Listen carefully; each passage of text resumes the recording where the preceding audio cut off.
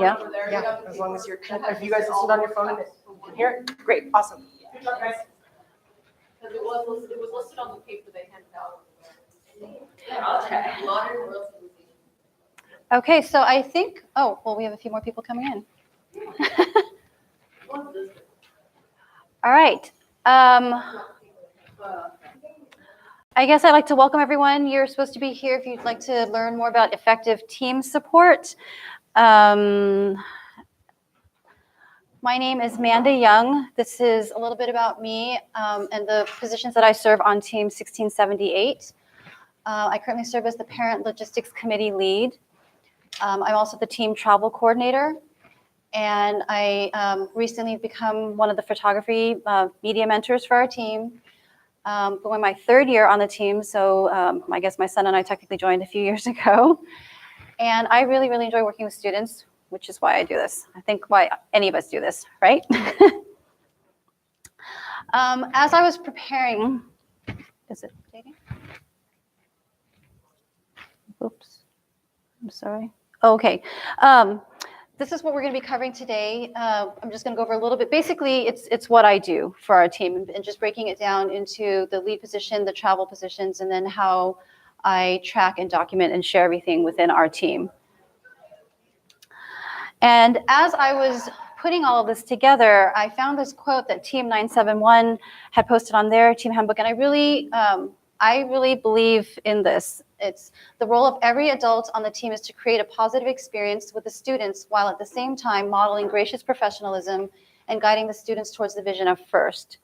And it resonated with me when I saw this, because I think sometimes we forget why we're here and what we're doing. And I think the message of FIRST, having gracious professionalism and how we all work together, helping each other, teams, learning what we do, instead of being so competitive that it's just all about you succeeding and not helping everyone succeed. I think it's an important message to remember.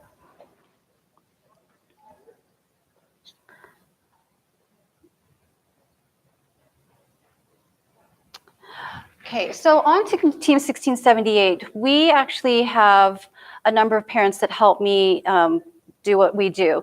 So a while ago, there was actually one parent who took care of all of this, and then she and her son graduated out of the program, and we decided that it was just a lot for one person to do, and she was amazing, but we also wanted a way to involve more parents. So we have a parent logistics committee, and we've broken it down into these parts. We have the travel, meals, carpool, forms, event, our snack shack, and construction. And this construction is for when we do kickoff, right? So essentially, travel logistics is what it sounds like. I take care of all the meals, the accommodations, our mode of transportation, all of that. For our meals coordinator, we have a parent who manages a sign-up genius because we provide lunches during our team meetings, because our team meetings generally go from 9 a.m. to 5 p.m. I think, especially during build season, we do that every Saturday, Sunday, and Monday holiday, probably much like many of what your teams do. We have a person who just takes care of the carpools, so that once we have our travel team decided and we are able to get parent volunteers, then a parent will help me manage all the carpool arrangements. I have a parent who helps me with the forms, so that she will do all the collecting of any necessary forms that the district needs for us to go on field trips. She handles submitting that to the district so that I don't have to do that. We have an event coordinator, and our event coordinator helps us with our social events. So we have an alumni barbecue, alumni pasta feed in the winter. We have a back to school kind of parent barbecue information night. And then we, at the end of the year, have our end of year celebration. And so she helps plan all those events, the fun events for our team. New this year is a DYR Snack Shack coordinator. So DYR for us is Davis Youth Robotics. This is part of our outreach where we help run the VEX IQ tournaments for the youth teams in our area. And we were seeing a need that we could fulfill to help ease the burden on the coaches of the other teams.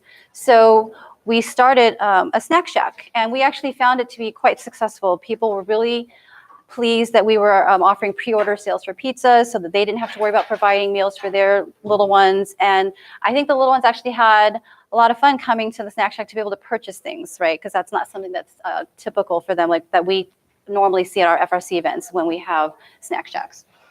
This last one, the construction coordinator, we have a parent who volunteers to help on the day of kickoff. Once we figure out what the game is, those game elements need to be built, right, for your own practice field at your shop.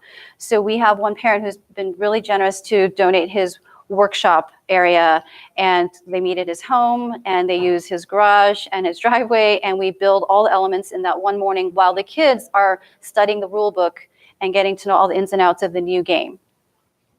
So does first give you all of those specs of what you need to build? They're given at the time, I think, that we get the game at kickoff. So once we receive All the those, specs for how to do the Yes. the field setup? Correct. is provided? yes, and then the minute we get those, we send it off to the parent. They run off to Home Depot and get what they need to get while the students are learning the rules of the new game. Yeah. My other question was your travel logistics. Yes. Do you only travel within the state, or have you ever done travel outside? of the We've state? done travel outside of the state, and I'll go into more detail about that shortly. Yeah. So as the Parent Logistics Committee lead, one way that we help to organize parents is that I host bi-monthly meetings. And that has been really helpful to, again, kind of get parent involvement. And one thing that I tried new this year was to send out reminder emails before each meeting. We hadn't done that before, and our parent involvement wasn't always so high, but I was hearing, hey, I didn't even know that you guys were meeting the first and third Wednesday of every month. We post it on our website. We would send out reminders at the beginning of the year, but not throughout the year. But for the past month and a half, when I've been sending out the emails, the Sunday before each Wednesday meeting that we have, the first and third Wednesday, our attendance now has gone up to like 20 parents, and which is a lot. It's more than we've had before, and it's nice to see so many parents get involved. Do you use an email automation tool like Constant Contact or something else to automate those emails that are going out? No, well, we have a Google group. So there's a Google group that's set up for parents, and there's different ones that the student leadership will set up, and then I can send it out to the parent group to notify them. Yeah. Yes. How many kids are in your club? Okay, so this year we have 95. Is it 95? I think between 95 and 98. I don't actually know the exact number. So it's a large team. Yes, we have a large team. And so trying to find a way to get parents kind of in the loop and involved it's a task because we have so many parents. And I think that it's not so much that parents don't necessarily want to get involved, they want to know how to get involved. And I think if we had more directed and pointed ways for them to get involved, it was going to increase their reaching out to me and saying, hey, yes, I'd like to do this and that. So one thing to finish off this is, like I mentioned before, I have those committee leads to help delegate the tasks to, right? So that it's a lot for one person to do. And I know for smaller teams that may be the case, but I think if you can get other parents to share some of that interest, even one or two people to divvy up the work, it really helps a lot. And so one thing that we also did new this year is over the summer, we created a volunteer interest form, which I'll show. It'll be a small snapshot, but I can send you copies if you'd like to see that. And that really, really helped a lot. The feedback that we got, so we have 98 families, or about 90 families. There's some that we have multiple siblings in there, and I have about 50 something responses from that volunteer, just because I had the volunteer form. I passed out a hard copy during our parent barbecue, the back to school kind of information night. And then we also made it available. I also include that link every time I send out a reminder message about our upcoming parent meeting, and it's a Google form. So then they can fill it out, it populates the spreadsheet I need, and then I've worked with the spreadsheet to then separate out which positions people show an interest in. And then if I need to, I just create an email group for just those positions if I need to reach out for specific help, if that makes any sense.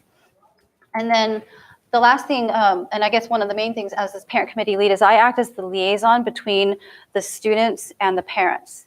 So our parent group meets, and I meet with the parents, but because 1678 is a student-led team, a lot of what we do is I listen to what their requests are, what they need help with, and I bring that back to our parent group, and we say, okay, this is what the kids need. How are we going to get this done? Okay. That was going to be one of my questions, is how do you balance it being a student-led team versus what how did you decide what the parents are gonna do and versus what the students are gonna do? And I mean, obviously, setting up travel and everything seems like an obvious thing for parents to do versus the students.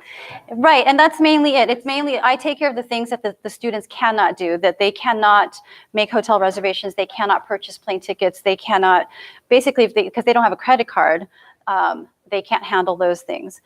So they'll tell me, Amanda, we're gonna go here, we need to arrive on this date, we need, this, the core team will arrive before the scouts. They tell me all of that, and then I make it happen, is what it is.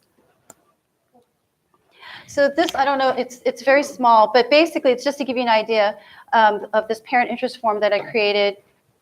We lay out very clear expectations. So on 1678, there are minimum requirements that we expect of our families. And one of them, because we have such a large team, and because, as you probably do in build season, we have those very long meetings, one of the expectations is that every family be able to sign up for 3 meal slots on the Sign Up Genius, and that each meal slot is supposed to serve enough food for 30 teenagers. And I say teenagers in particular because it's not the same as necessarily an adult. And so we found that, it's the growing pains, right? When you're learning these things, that you have somebody who's going to bring enough, you think they think they've brought enough food, and then you have 30 teenage, especially guys, come through, and then like your food is gone in a hot second. So, so we do lay that out. And then these are the other ways that parents can help. And I know it's hard for you to see here, but it's if they wanted to help with the Sign Up Genius in terms of contacting families maybe that haven't signed up, so that the volunteer coordinator for that position isn't calling a number of parents, if she can help have assistance for her. But the main point of this is, because I've specified the areas that we may need help, whether it's with our youth tournament volunteers to have parents serve as judges, or if we need help with the construction, or if we need help with carpooling, especially like driving to and from whether a local event versus driving to an away event, because some parents aren't comfortable driving far away. They just want to stay local. So I have that specified on here. Driving away, driving local, and then helping with some of our outreach with, if it's farmers market, being able to help transport the materials to set up at our farmers market, because we every weekend are at the farmers market and basically spreading STEM in our own way, right? Telling the community this is what we do at our high school, and telling them about the youth robotics so that the younger kids can get interested in it. We always have like a VEX robot, IQ robot, that they can play with, and the little kids really enjoy that. But it's interesting because I've worked that a couple times, and we actually have a lot of people from the community that will come and ask us first how the kids start off in the elementary program, and does that lead into the high school program? And ideally that's what it is, right? You've captured the interest of them when they're young, and they're going to continue and pursue that interest as they get older. What's the difference between VEX robotics and like the first Lego League or whatever? I think it's different components, first off, in terms of how they're building. And I think it's different, they might be using different programming languages, I'm guessing, of what they're using. I don't actually know the age. Okay, well, the VEX IQ and the FLL, I believe, overlap in ages. So for VEX IQ, it's 4th grade through 8th grade. And I think FLL covers that same range, but I don't know for certain on that. But I believe it is that same, I think it's the same age. I think it's the same age range. Okay. Yeah. You chose that over FLL. We did FLL for a while. That was before I joined the team, so I don't actually know the reason why we switched to the VEX IQ.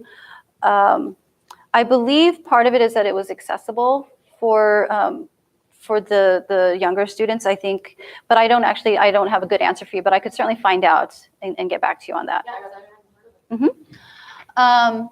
Then another portion we have here is whether parents are interested in mentoring. And I know that sometimes that can be daunting for a lot of parents because they think, okay, what's the time commitment? What do I need to know? How much expertise do I need to have? And just like our kids have a choice in which sub-team they want to join and explore, it's kind of the same with parents. Just because you don't have a technical background doesn't necessarily mean you don't have a skill that you can share. And so we give them the opportunity to say, yes, I'm interested in mentoring.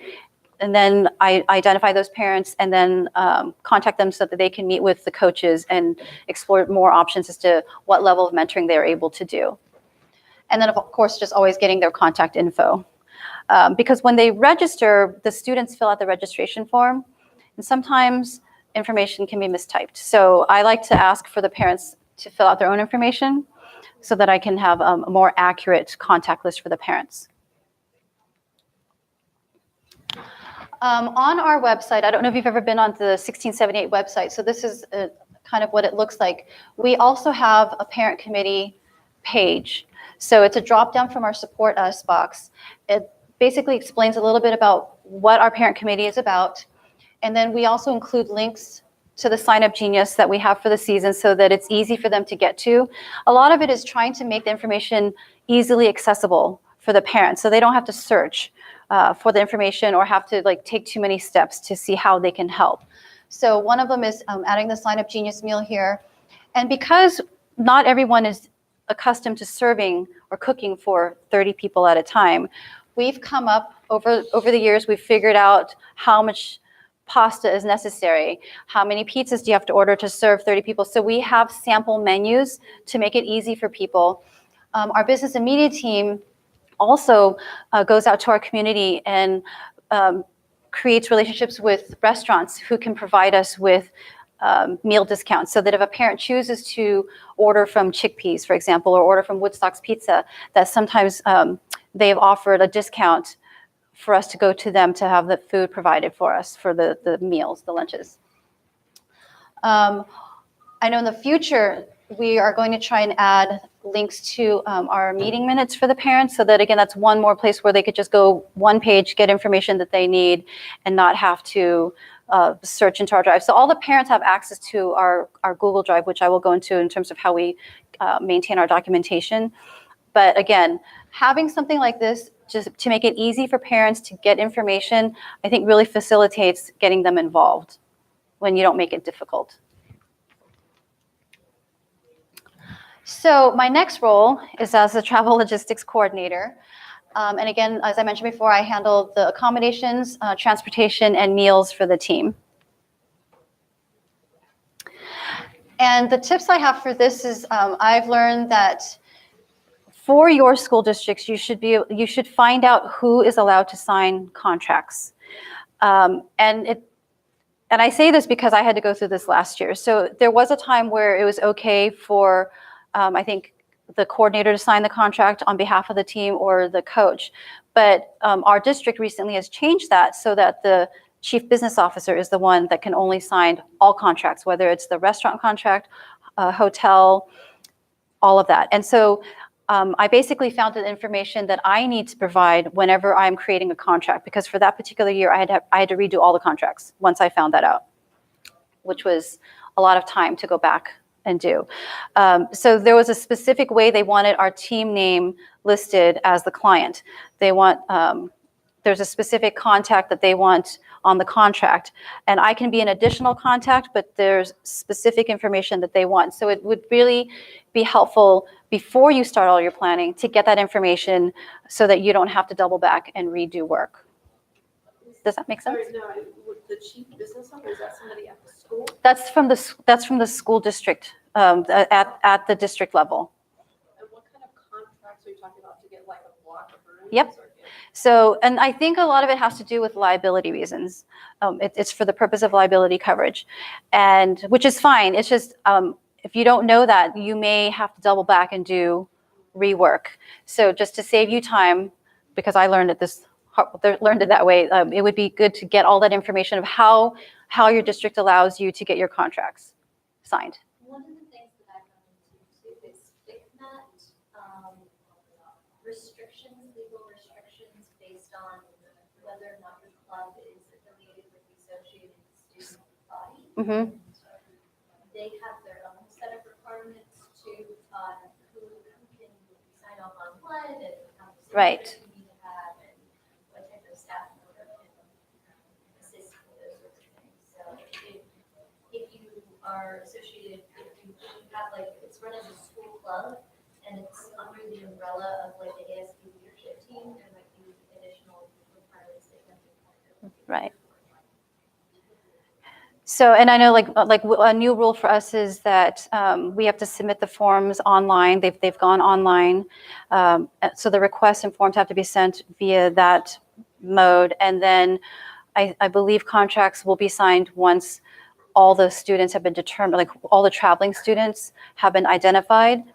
And so the tricky part there is, and I haven't quite figured this out just yet, but we will handle that when it comes to the competition season, is that we have 98 students on our team, but 98 students don't travel with us, right? So this year we have a 44-person travel team.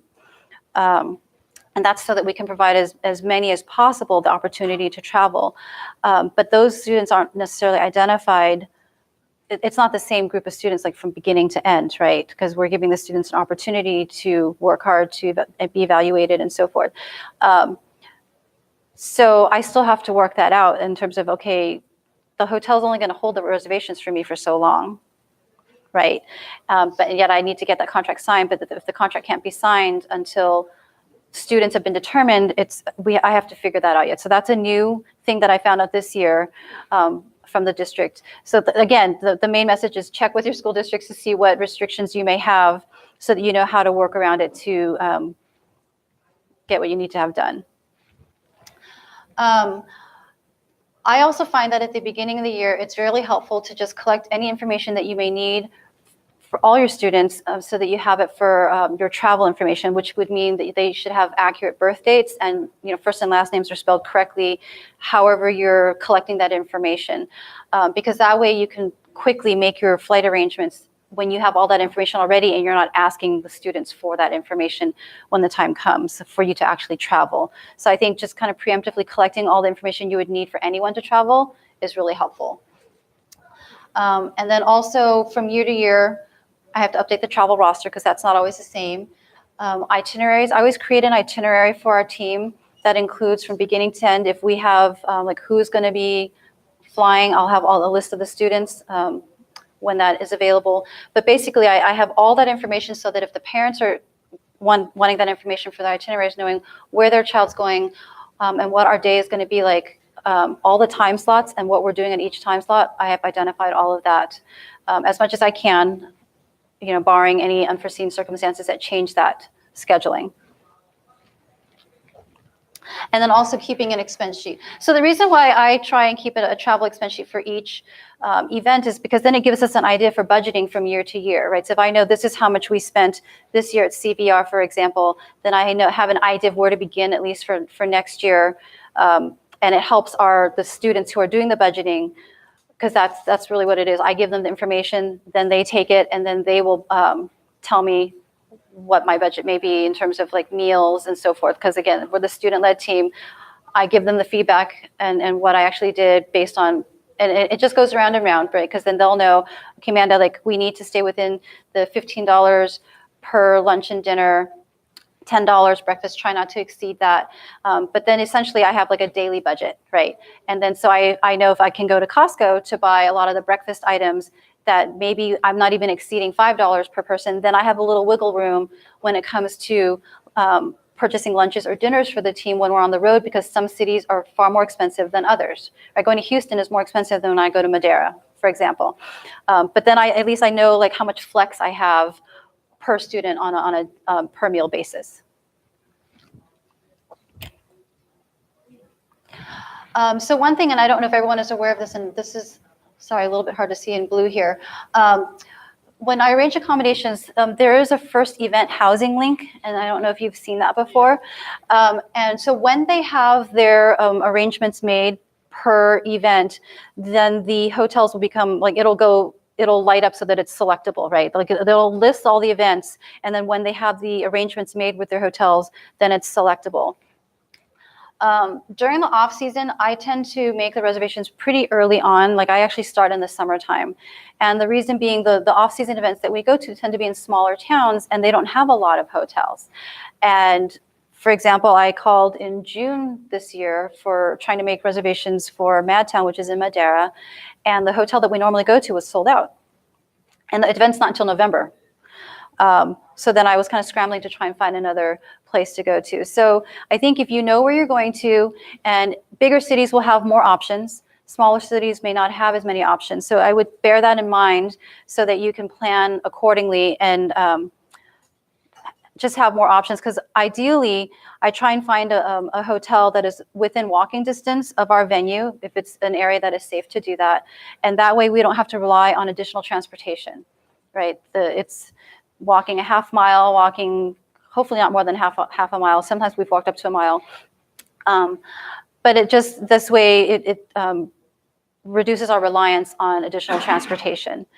And also I try and find restaurants that are then nearby as well. And so you just have more opportunities to plan, I think, easily for your team when you start earlier. For the competition season, I will book hotels as soon as I know we're confirmed for an event. So with the new registration, it's you just have to wait till your coach tells you, okay, now we're confirmed for our first event or our second event.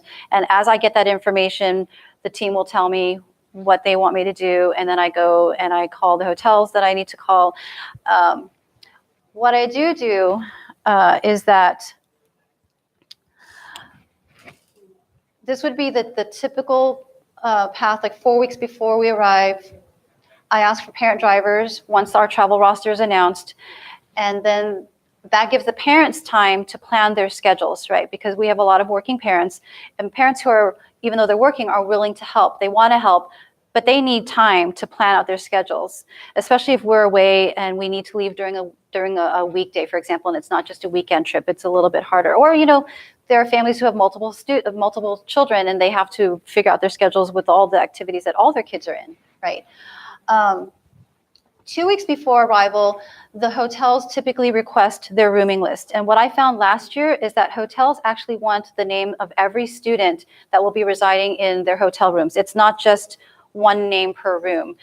And what has been explained to me is because there are students who are not traveling with their families, they just want to know who all is in there.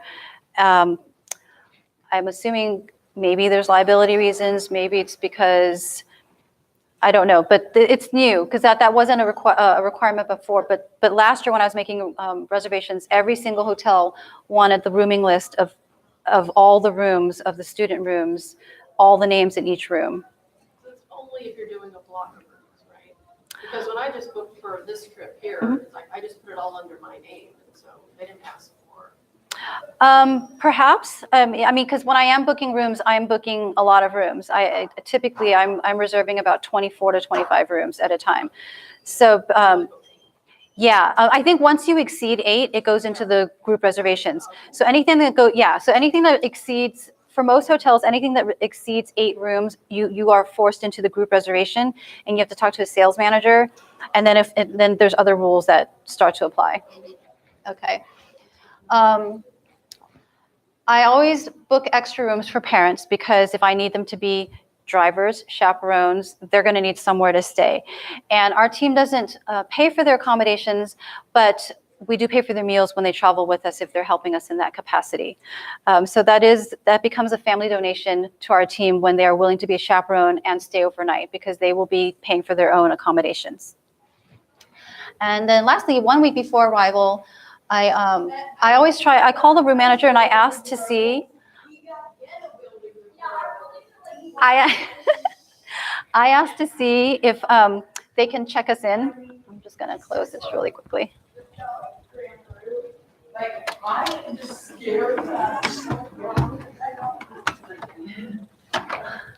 Sorry about that. Yeah. So typically 1 week before arrival, I will call the manager and I will actually request to see if they can have all our room key, have us all checked in and have our room keys ready, because that really facilitates us getting the students into the hotel rooms quickly. Because typically when we go somewhere, we're not checking into our hotel first. I think honestly, most of the time we are landing right in the venue. The kids are getting out of the bus, out of the cars, and just getting to work, whatever it is that they need to do at the event. And we're not getting to the hotels until later in the evening. And everyone's tired. It's been a long day because we've been traveling, we've been driving, and so forth.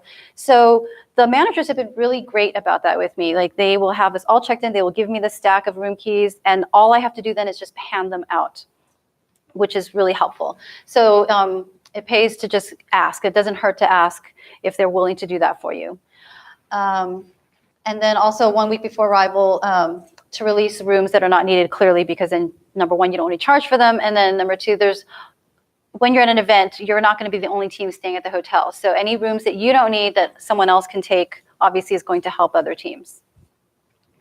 So do you ask for the keys before? How do you ask for the keys? Like, do you ask for the keys like when you get there, or? I just ask for them to be ready at the front desk. So I'll call and I'll ask them to check us all in. Like I'll say, we're on our way. I'll ask them if they'll do it, right, the 1 week before, okay? And then as it gets closer, I'll call again to remind them. So I'll say, hey, we are on our way. Our estimated arrival time is so-and-so, like maybe 6 p.m. We're probably not going to get there till 8. Can you just check all of our rooms in? We are all here. And typically they will do that. They'll just have us all checked in, rubber band the stack of rooming cards for us. And then by the time I get there, I go in, I get it, and I'm just passing out the room keys to the team. Last minute reminders come from the captain, co-captains, and then they're sent off to their rooms. And it just makes things go a lot faster. How many students you put in a room? 4. So yeah, so for 1678, we have 4 students to a room. And that, again, that's something that may vary from school district to school district, because there are some school districts that will not allow students to share beds. So that means you can only put 2 students per room, because if there's 2 beds. We do 4 students to a room because, number one, we're allowed to do that, and it helps reduce costs, right? Students who prefer not to share beds, I know some students will bring their own sleeping bags or sleeping mats, and they will sleep on the floor. It's really kind of up to the students and what their comfort level is with their teammates. Yeah. The next component of what I do is arranging flights. And again, once I know that we may be traveling somewhere, I tend to do a lot of research beforehand. So if I know that Houston is once we've won a regional, then I know that we're qualified, right? And then I can really do the planning. But I kind of just assume I assume that we're gonna make it, and I will actually start looking for flights beforehand so that I have a spreadsheet of what flights are available, like that I would hope that we can get. Because again, because of the number of people that I'm making reservations for, we automatically have to go through that group reservation system, and they have different rules, and they may not have all the seats that I need on a particular flight to fly. So I want to have choices. I want to know that if I can, this is my first choice, my second choice, my third choice, so that when I'm on the phone with them, I'm not thinking about it at that moment. I already know like what my priorities are, just to kind of facilitate getting that part done. And then the group reservation procedures for airlines, they do differ from airline to airline. So Southwest will handle it a certain way versus United. When I make a reservation with Southwest, depending on how far out I'm making the reservation, a deposit will be required after 10 days. And then the final payment is due 15 days after. Like there's a timetable. But the closer I make those reservations to when our departure date is, I might not have a deposit that's required. I just have to make the full payment within 10 days. And then how they want the names submitted to them is different as well. So Southwest has a specific name template for group reservations that they want you to use, and it has to be filled out in their format, birth dates and so forth. United has a different method. They have their own form. So whatever you're evaluating, I would kind of become very familiar with the airlines that you may be using, so that you know how to kind of proceed once you know that your team has to get on a flight to go somewhere. Is it the same number of kids that you would take to Houston versus for a regional? Yes, so our travel team, this year, our travel team is 44, which has grown. Last year it was 44, previous to that was 36, and previous to that was 20. So it's always, so 44 is the max that you'll take on any. I don't know that that's going to be a max, or that is the max and will always be the max, because that's dependent on what the core leadership and the student leadership decides. Per season, or Oh. whatever you decide it is, you're saying that for every away trip or whatever. Oh, yeah. So once it's determined for the season, that number stays the same for that travel season. Yes. Is that what you meant? Yes. Okay.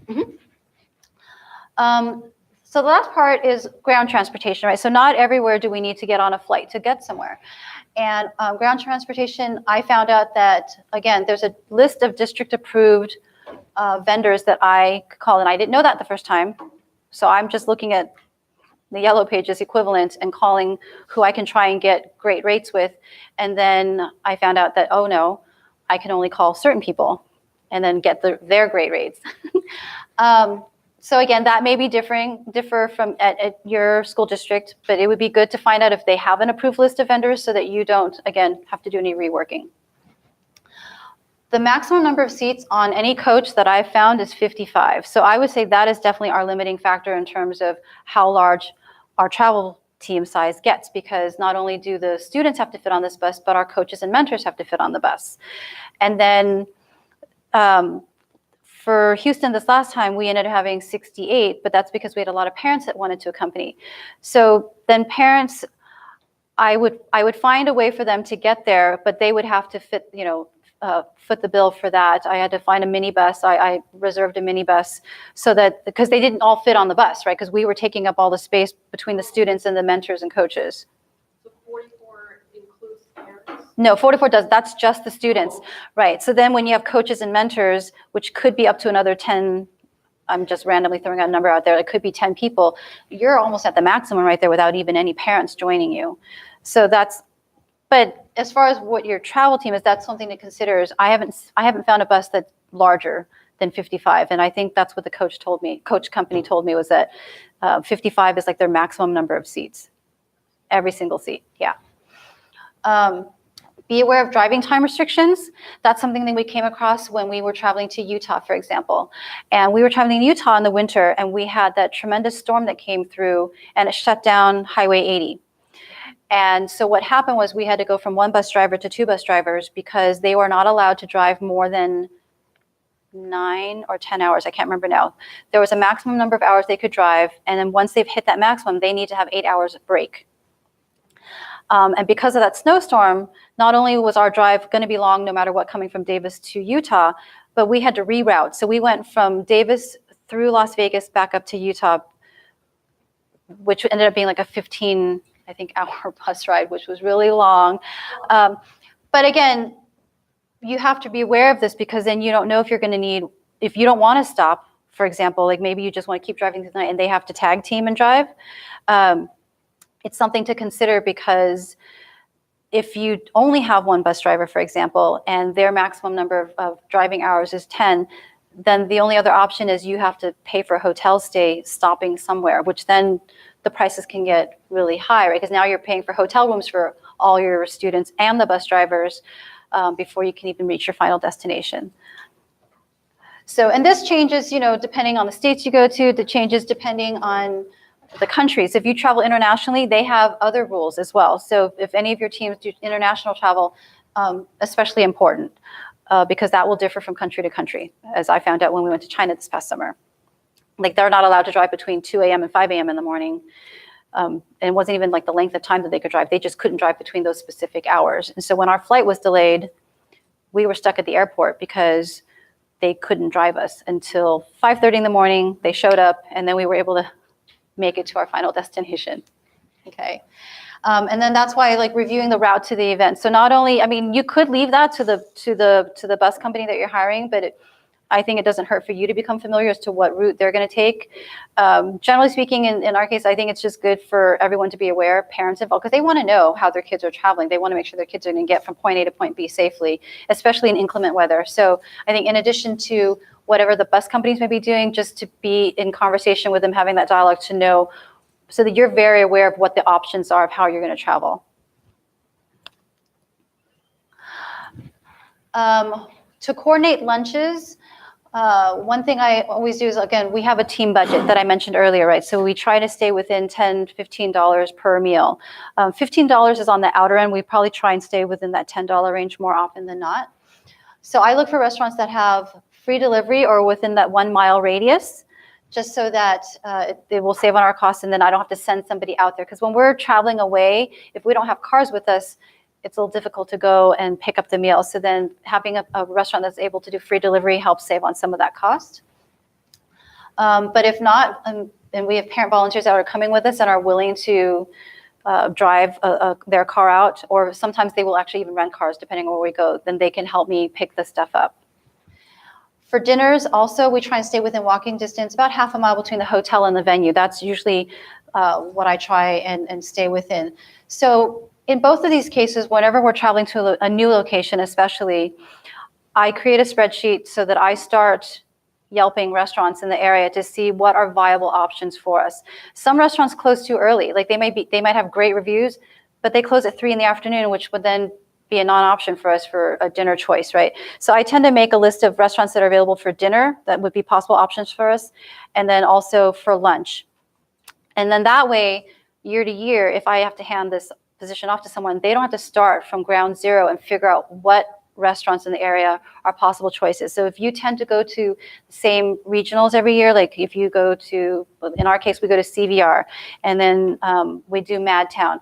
So those are areas that we tend to go to all the time. Well, I don't want to have to remember, like start all over again next year and figure out what restaurants are viable options or not. This way, if I've created the spreadsheet, it's a good reference point. Are you responsible for the awesome food and lodging section on the, okay, I knew there was somebody behind that. Sorry, the website is great. It is really good. Oh. Oh my gosh.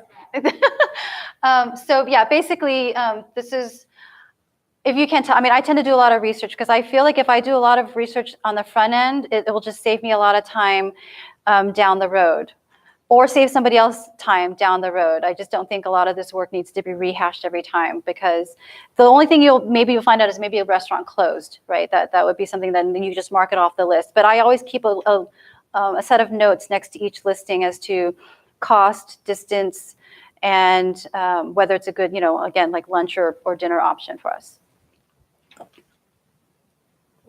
We didn't talk about that last Oh, week, did I miss it? about arranging dinner with Oh, right. So, I think when we go to competitions, oftentimes we are really focused on just what our team has to get done, right? I mean, we're going there, we're competing. So obviously there's this element of wanting to do really well. But I think there's missed opportunities often to engage with other teams. When we're traveling, I encourage, I think all of our mentors encourage our students to make at least 2 new friends wherever we go, right? So if they're scouting and they're on their break, please go walk the pits, go walk around and try and make 2 new friends every time you head out somewhere. Because that's, I think, the thing that really made a great impression on me when I first joined the team was about the whole, there are so many students that have this shared interest, and what a great way to have pen pals all over the world. And it's so easy to have a pen pal that way now, right? I mean, there's video chatting and so forth. It's not the same as, like having to put a pen to a paper and write a letter like back in the day. So we reach out to teams based on, I'll reach out to teams based on what the student leadership has decided, and trying to arrange dinners so that, I think sometimes in like Madeira, for example, we'll have dinner with 971 occasionally, if it works out that's something that works with their schedule. But I think the point is just trying to reach out to teams that maybe you don't know that well, that you want to get to know better. Whatever your reason may be, I think this is one of those opportunities where it's really great to take advantage of that time where all these teams are coming together, and having a way to just meet other people is I think great for the kids. I think it's great for everyone involved, but I think it's really great for the kids to mingle with other students. But when your team is so large, How do you do that? I have to find. Get like a place that can hold you. Correct. So usually I have to, that's one of the things I make a note of when I'm looking for restaurants, is how many people they can house in their restaurants. And you're right, there's not that many that will have a banquet room set aside. Sometimes they will request that we have to book the whole room. Some restaurants are really nice. If they know we're going to be ordering X number of dollars, then they're not going to charge me a rental fee for booking out their restaurant, for example. But yeah, I think especially if you guys are able to go to Houston, we're there for more days, right? Because that tends to be a longer trip than a regular regional. It's just, I think it's good if you can reach out to teams that are either in your, even in your area. I suppose you could do that if you have scrimmages with other teams and so forth. It's just I think the reaching out to other teams is an important part of being an FRC. Are there any other questions on this? So my tips for this portion of it is, again, I try and call restaurants far in advance because, again, I just want to have options and know that I don't have to worry about that. If I book it far enough in advance, even if I have to pay a deposit because we know we're going to go, then it's something that I can just check off my list and not have to worry about. And I mean, just think about it. When you're going to come into a small town and you have an FRC regional, how many teams are coming in there? So if you have 45 teams coming into an area that may have difficulty supporting 45 teams coming to have dinner on the same night, it's in your best interest to probably pre-plan a bit so that you have options. And then again, I found the buffet style is much more efficient than having them go around to each person and ask what they want to eat. So our dinners tend to be buffet style. And that also kind of helps, I think, minimize the cost as well. And then we just have limited options. It's just easy for the kids. There's a vegetarian option, a non-vegetarian option, and that seems to have worked really well for us. The kids have said they're really pleased with that. And then confirming the reservations, just touching base with the restaurant manager again, that they still have you in the books and that they know when to expect you and so forth. For tracking our expenses, we have a team credit card that I primarily use. That was recent. So in this last year, we started that, and it's helpful. I think it helps keep your team's accounting much more streamlined when you can use a team credit card. There are still occasions where I have to pay with my credit card and ask for a reimbursement. And then we just have a reimbursement form that I will fill out. The student treasurer will review it, make sure it's okay. The coach reviews it. And then they have their process of reimbursing by writing a check back to me. But whatever method your team uses, I think you just want to streamline that process, whether it be a parent that's helping out or whomever. If you have like a reimbursement type of form, I don't know if all your teams have that. It's good to kind of standardize it so that it makes it easier, I think, for your own accounting. And then again, as I mentioned earlier, having a spreadsheet to itemize all those expenses just to help you pre-plan for the next event. Helps me pre-plan for the next event, but it's something that I will submit to the student leadership in terms of the business part of the team, the treasurer, because they go through their accounting to make sure everything's balanced in their account books.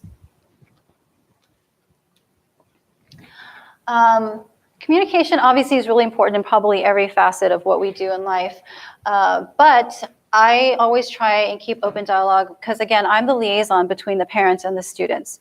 So I need to listen to what the parents' concerns may be. I also have to listen to what the students want to do for their team, right? And I think setting clear expectations is really important. So again, like when I said we have clear expectations that we outline for the parents in terms of how they can help, how we need them to be involved at the minimum, and then how else they can help, so that it's very clear what we need from them. Because again, we do remind the parents that this is a student-run team.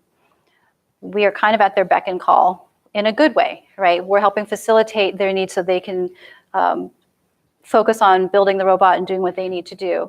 And so that we're not doing the work for them that they should be doing, right? We're facilitators and helpers, but we're not going to be doing it for them per se.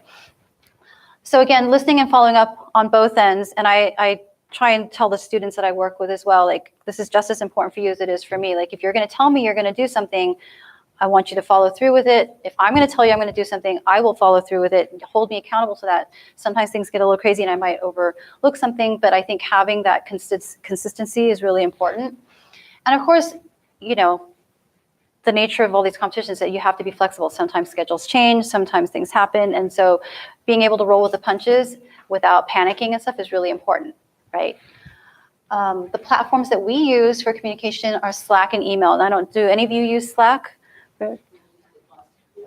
Okay, yeah. I think that's really been helpful, having that instead of just using a regular messaging app, because then you can have channels, you can focus what communications may be going on. So yeah, we found Slack is good for like those quick messages. Email we tend to use for like longer, more involved planning that can't just, you know, be text it back and forth on a Slack.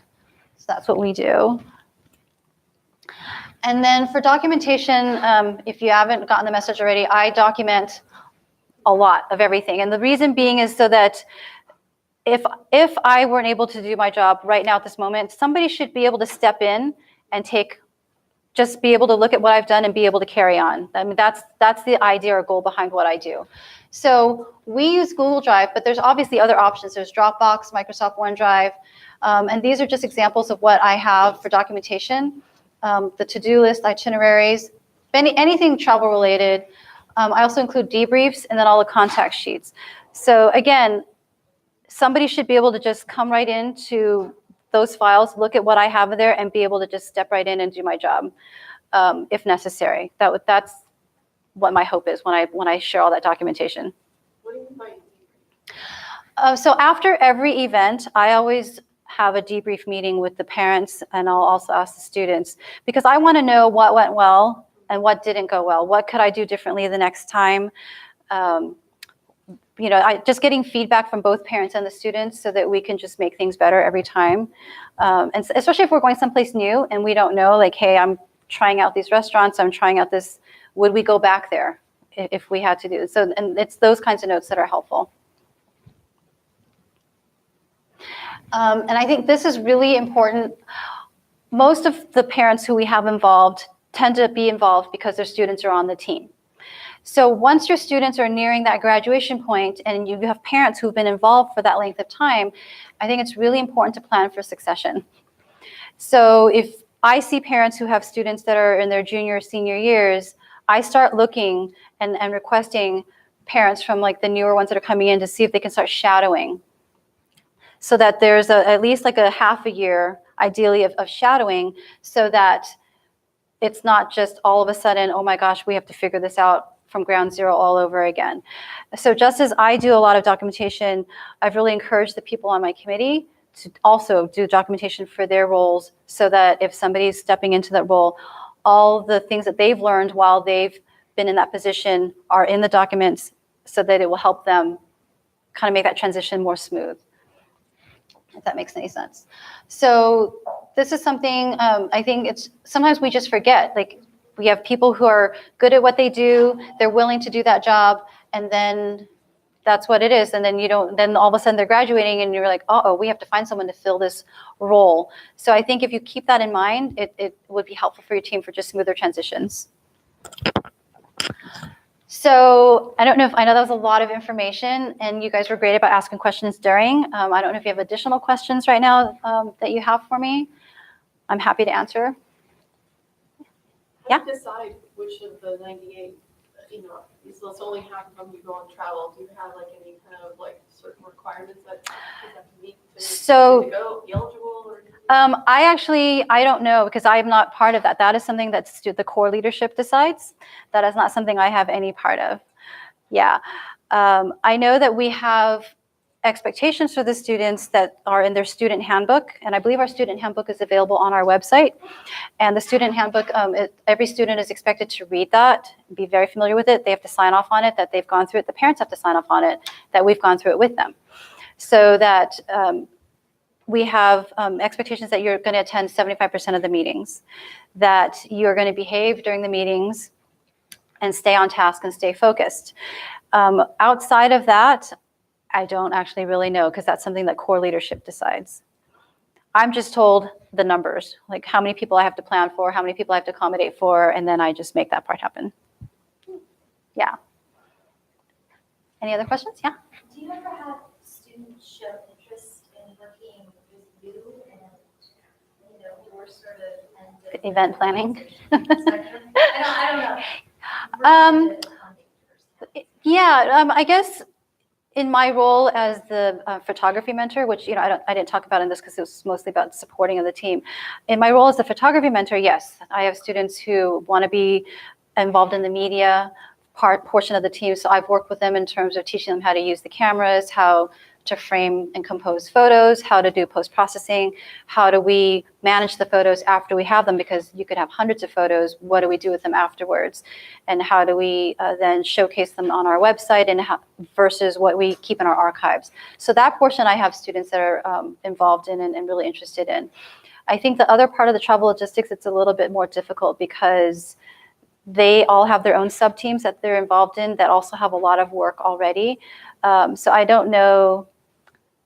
So to that, no one has shown an interest in the logistics part of it, but they have shown an interest in the media part of it, of what I do. Yeah. Are there any other questions? Yeah. Could you make this available?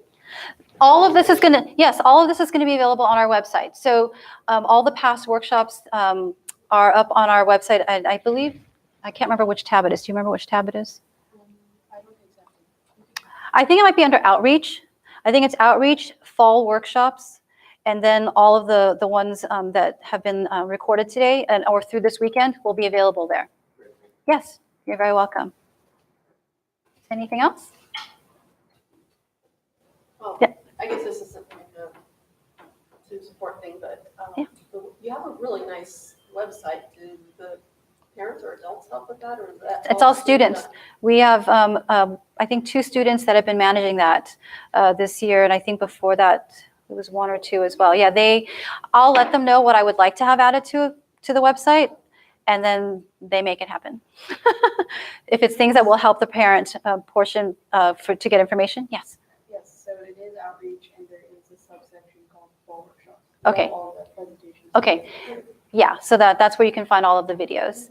But yeah, no, so we have a business and media team. So I don't know if you know how, I guess, 1678 is set up. So we have sub-teams, and we have a business and media team. They handle all the grant writing, letter writing, the media, sponsorship, all of that stuff. Then we have programmers, which are divided into software, robot and software applications. So our applications programmers focus on scouting, the scouting apps, and then our robot programmers are writing the autonomous code and whatever is necessary to direct the robot to do what it needs to do. We have a mechanical hardware group, which I think is the electrical equivalent. And then we have mechanical fabrication, which they do the CAD designing, and we have, did I say that right? Mechanical CAD, and then is the design, and then mechanical fabrication is then making the parts. So we have students that kind of decide which areas they would like to explore and be a part of, and we don't require that they stay within those parts. Sometimes students will change. Like I know we had a student who was in the robot programming group, and she wanted to explore business and media, and she's really enjoyed her time in business and media. She's great at InDesign and Illustrator and things that we need for them to do. So like they all get to, I guess, explore however they want. We had an apps programmer that had been that for several years, and now this year she wanted to go to mechanical fabrication. So we don't tell them where they have to stay. They choose where they want to go and explore, which is nice, because I think it's good for the kids to figure out what their interest levels are. Is there anything else? Oh, sure. Would you ever consider coming and doing a presentation at one of our parent meetings? Yeah. This is really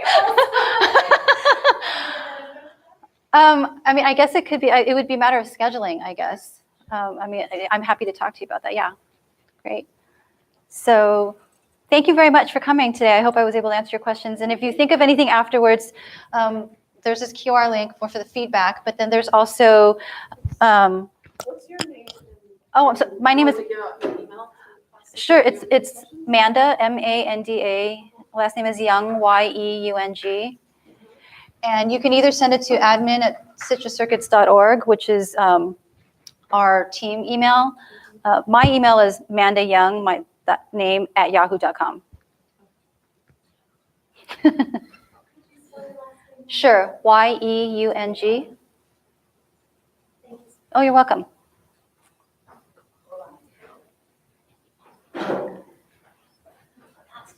Oh. So yeah, no, feel free to send me more questions if you have questions. And thank you very much for coming today. I hope you enjoyed it.